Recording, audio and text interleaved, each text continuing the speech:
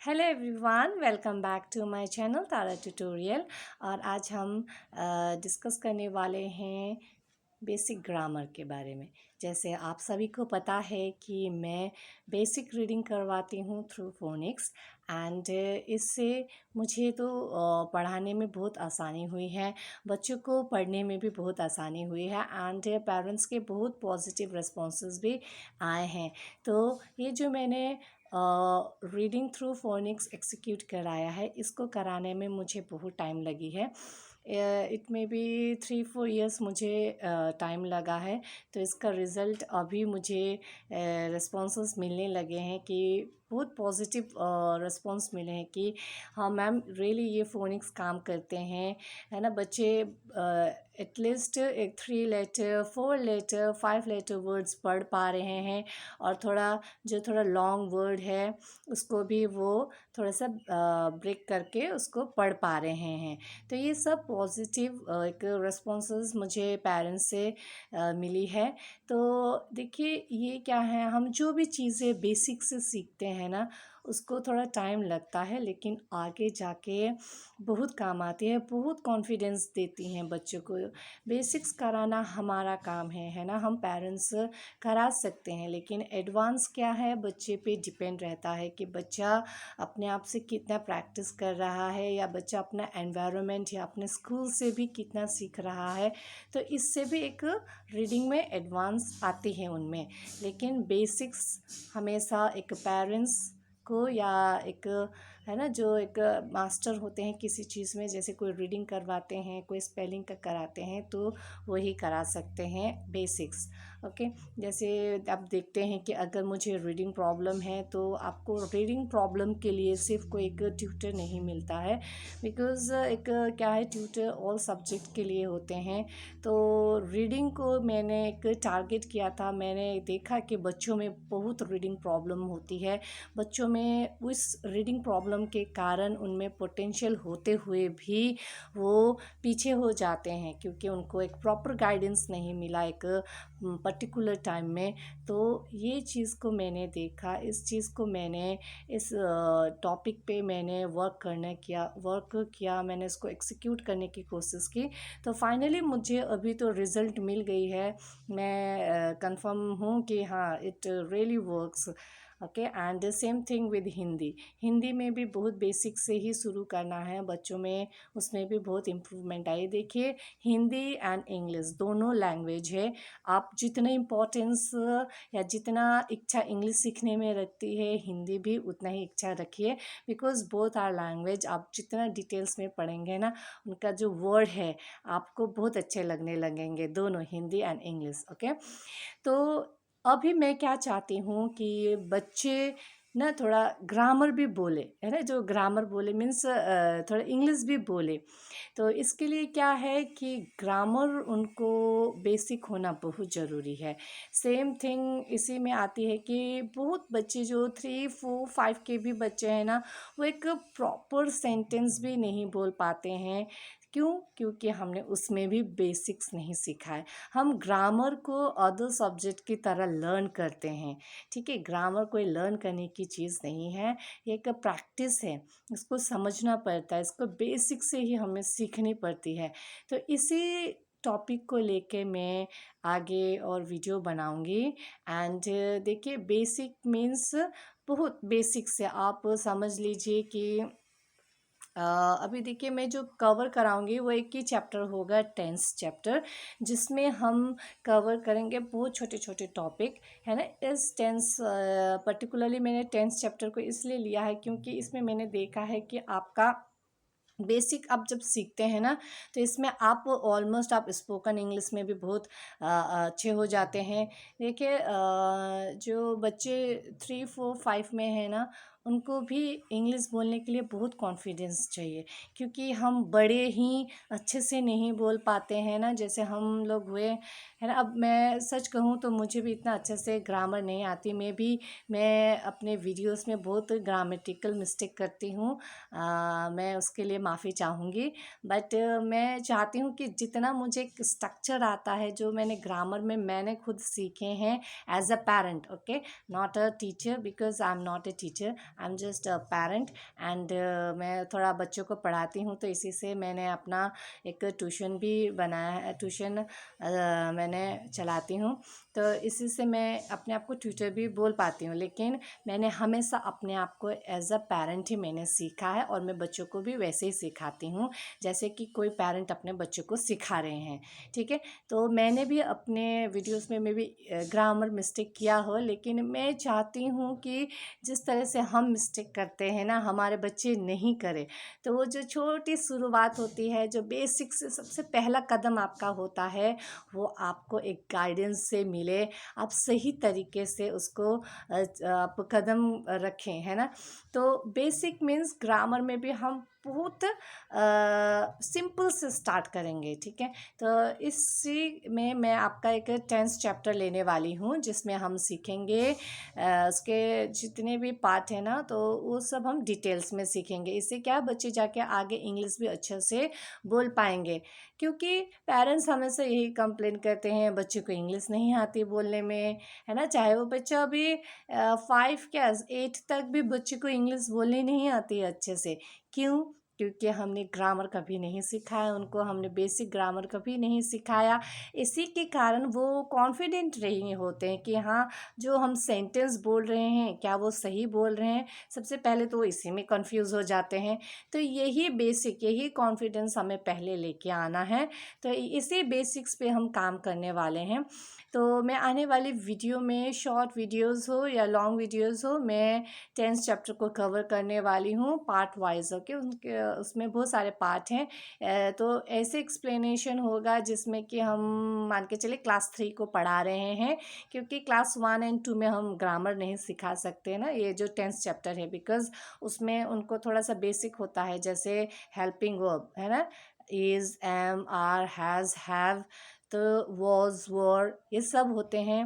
वो किन के साथ लगते हैं, कौन सा नाउन के साथ लगते हैं, कौन सा प्रोनाउन के साथ लगते हैं, तो ये सब वो सीखते हैं। तो इसके बाद क्लास 3 से ही उनका चैप्टर स्टार्ट हो जाता है। तो मान के चलिए कि टारगेट है क्लास 3, 4, 5। अगर पेरेंट्स भी सीखना चाहते हैं तो पेरेंट्स भी सीख सकते हैं। बहुत सिंपल वीडियो बनाने वाली हूँ। तो देखिए, मेन प्रॉब्लम क्या है कि जब भी हम बच्चे को बताते हैं ना कि आप थोड़ा सा इंग्लिश में कुछ बोलो, या उनको थोड़ा सा मोटिवेट करते हैं, जब भी बोलते हैं गलत बोलते हैं। क्यों? क्योंकि उनको एक स्ट्रक्चर होता है, देखिए, बोलने के लिए भी। तो आपको वो स्ट्रक्चर सीखना है। आप मानेंगे नहीं कि जब हम हिंदी में भी बात करते हैं ना, हम उसमें भी ग्रामेटिकली बहुत सारे मिस्टेक करते हैं, लेकिन हम उसको इग्नोर कर देते हैं कि हाँ, सामने वाला समझ रहा है तो बस हो गया काम। बट इंग्लिश में क्या है कि हमें एकदम परफेक्टली बोलना है, जिससे कि जो अदर कंट्री है ना, हम इंग्लिश तो ज़्यादातर फॉरेन के लिए ही बोलते हैं कि जैसे हम थोड़ा बाहर वालों को समझा सके, वो हमारी बातों को समझे, तो हम छोटी छोटी बातों पे भी उसमें ध्यान देने लगते हैं। लेकिन जितना इम्पोर्टेंट एक इंग्लिश ग्रामर होती है ना, उतना ही हिंदी होती है। अगर आपको कोई भी लैंग्वेज या कोई भी लिटरेचर आपको सीखना हो ना, तो बहुत डिटेल्स में जाना पड़ता है। तो आप जितना इम्पोर्टेंस एक इंग्लिश या इंग्लिश ग्रामर को देते हैं, हिंदी को भी उतना ही दीजिए, हिंदी ग्रामर को भी उतना ही इम्पोर्टेंस दीजिए, because both are very important, है ना। एक बहुत सिमिलैरिटी भी है। अगर आपको हिंदी ग्रामर अच्छे से आ जाएंगे ना, तो इंग्लिश ग्रामर भी आ जाएंगे। क्यों? क्योंकि बोथ आर रिलेटेड, है ना। बहुत सारे भाषाओं में ग्रामर बहुत रिलेट करते हैं। हम हिंदी ग्रामर ही अच्छे से पढ़ते नहीं हैं पहले, क्योंकि हमको लगता है कि हम हिंदी बोल पाते हैं, तो किस लिए ग्रामर सीखना। तो हिंदी ग्रामर भी पहले सीखिए, फिर उसी को आप इंग्लिश में ट्रांसलेट करिए, तो सेंटेंस आपका एकदम परफेक्ट बनेगा। देखिए, मैं आपका एक सेंटेंस बना देती हूँ। मैं जैसे बच्चों को कभी कभी पूछती हूँ कि अभी आप पढ़ रहे हो ना, तो या आप लिख रहे हो, तो आप इंग्लिश में बताओ कि मैं लिख रहा हूँ। तो बच्चे बहुत सोचते हैं। ओके, फिर आपको बोला आई एम राइटिंग, है ना। इसी को ही नेगेटिव में बनाना है, नॉट सिर्फ लगा देना आपको, आई एम नॉट राइटिंग। फिर अगर आपको क्वेश्चन बनाना है, क्या मैं लिख रहा हूँ, तो आई एम के जगह एम आई कर देना है, उल्टा कर देना है। ठीक है, am I writing question mark. तो इससे ऐसे क्वेश्चन बनाते हैं। फिर उसके बाद अगर आपको बोलना है है ना। तो इसी तरह से बहुत सारे कॉन्सेप्ट है छोटे छोटे, जिसमें कि बच्चे प्रैक्टिकली भी, थ्योरेटिकली तो सीखेंगे ही, प्रैक्टिकली भी उनको सिखाना है, उनको बोलने के लिए मोटिवेट करना है। देखिए जो भी चीज़ होती है ना, हमेशा बेसिक से स्टार्ट करेंगे तो आपका फाउंडेशन बहुत स्ट्रांग रहेगा। तो इसी मोटिव के साथ मैं आगे आप लोग के लिए इसी पे वीडियो बनाने वाली हूँ। देखिए बेसिक्स बहुत जल्दी स्टार्ट कीजिए, क्योंकि बेसिक हमारे हाथों में है। बेसिक्स हम सिखा सकते हैं, एडवांस बच्चों के हाथों में है। ठीक है, जो बच्चा जितना पोटेंशियल रहेगा उतना ही एडवांस सीखेगा। मैं तो देखती हूँ कि अभी भी जो पेरेंट्स हैं, पेरेंट्स भी बना नहीं पाते हैं सिंपल सेंटेंसेस इन इंग्लिश। जब हम में कमी है तो ऑब्वियसली बच्चों में कमी तो रहेंगे ही ना। तो मैं चाहती हूँ कि वो कमी जो हम में है वो हमारे बच्चों पे ना जाए। तो इस तरह से सीखें कि, है ना, हमको भी सीखने के लिए आपको भी मोटिवेट करना है अपने आप को भी। हाँ, हमको भी सीखनी चाहिए, क्योंकि बच्चों से जल्दी हम सीख सकते हैं ना, क्योंकि हमें ऑलरेडी बहुत आइडिया होते हैं। तो हमें थोड़ा सा गाइडेंस की ज़रूरत होती है एज अ पेरेंट को भी। तो कभी भी पेरेंट भी प्लीज़ आप कोई भी चीज़ें बच्चों के साथ, बच्चे जो सीखते हैं ना उनकी चीज़ों को सीखने में भी आप हेजिटेट मत कीजिए। मैं तो खुद कहती हूँ कि पेरेंट्स भी सीखिए, जो कमी आप में है, जो एक पेरेंट्स में कमी होती है ना, वो अल्टीमेटली बच्चों में दिखती है। हम कहते हैं बच्चों को रीडिंग नहीं आती, बच्चों को इंग्लिश बोलने नहीं आते, बिकॉज हम नहीं कराते, या हमारे मिस गाइडेंस के वजह से बच्चे ऐसे होते हैं ना। तो बहुत बड़े अभी भी क्या है बच्चे को ना, अगर आप अभी एडवांस नहीं सीख अभी सॉरी अभी अगर बेसिक्स नहीं सिखाएंगे इस एज में, इस जो आपका क्लास 3 4 5 है, इसमें अगर बेसिक नहीं सिखाएंगे या बेसिक क्लियर नहीं होगा उनका, तो क्या है 12 तक भी उनका बेसिक क्लियर नहीं होगा। फिर क्लास जो आप 12 पास आउट होने के बाद भी आपको एक्स्ट्रा क्लासेस करने पड़ेंगे। एक स्पोकन क्लास के लिए एक बेसिक क्लासेस, एक बेसिक जो होता है, एक बेसिक स्पोकन के लिए भी आपको क्लासेस करने होंगे। तो ये सब, जबकि वो टाइम आपका एडवांस का होता है ना। तो गलती ना करें, अभी से ही आप इस चीज़ को समझे, है ना। बच्चों को इंग्लिश बोलना इतना आसान से नहीं आएंगी। हमें मेहनत करनी होगी, हमें मोटिवेट करना होगा, हमें एक सही रास्ता उनको दिखाना पड़ेगा। तो मेरा अभी यही एक सपना बोलूँ, या मेरा एक मकसद है, मेरा एक गोल है कि अब मैं बच्चों को थोड़ा बेसिक इंग्लिश बोलने सिखाऊं, इंग्लिश का बेसिक ग्रामर उनको सिखा सकूं। क्योंकि मैंने जो फर्स्ट अपना मोटिव रखा था, अपना एक गोल रखा था, मैं मान के चलूँगी, या मुझे लगता है कि मैंने अचीव कर लिया है। तो अभी ये मेरा नेक्स्ट अचीव है, मैं इसको एक्सिक्यूट करना चाहती हूँ, एंड इसके लिए आप सबकी सपोर्ट की ज़रूरत है। जो मैं अपने वीडियो बनाऊँ, प्लीज़ आप लोग भी देखिए और बच्चे लोग को भी दिखाइए। और इतना सिंपल वे में मैं इसको बनाना चाहती हूँ कि मतलब बच्चा उसको देख के ही सीख ले, कभी उनको ये डाउट ना हो। देखिए आपको वीडियोस बहुत सारे मिल जाएंगे, है ना, लेकिन हम सबका क्या है, हम सब एक ही वीडियो से नहीं देख सकते, क्योंकि जो टारगेट एक ऑडियंस होते हैं ना, वो सबको कोई भी वीडियो सब पर्टिकुलर ऑडियंस को ही टारगेट करते हैं। तो मेरा पर्टिकुलर जो टारगेट है वो बच्चे हैं। ओके, बच्चे हैं और साथ साथ पेरेंट्स, क्योंकि ये जो एजुकेशन है, जो पढ़ाई है, वो पेरेंट्स, टीचर एंड स्टूडेंट, है ना, जो बच्चे हैं उनके जो रिश्तों के जो अंडरस्टैंडिंग के बिना नहीं होगा।